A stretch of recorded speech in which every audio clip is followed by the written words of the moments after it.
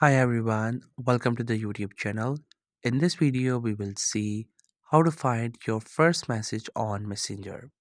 So, if you want to have a quick recap of your memories by looking at your old messages on Messenger, or maybe in general, you want to just simply check out something for that reason, you want to have the first message on Messenger, I'll show you how you can just simply get it easily. So simply open your messenger and open a chat in which you want to go to the top of your chat. So basically if you want to go to the chat you have to scroll up, but it takes a lot of time.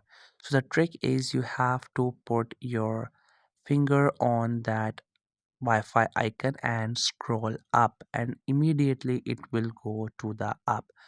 You can see within second it is going up, but within that it will stop and buffer. This is because it loads chat, so you have to wait while for that.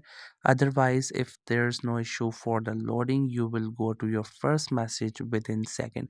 But still it is a very fast technique. Within seconds you can go to your first message and you can find what you have received or sent in your first message on Messenger.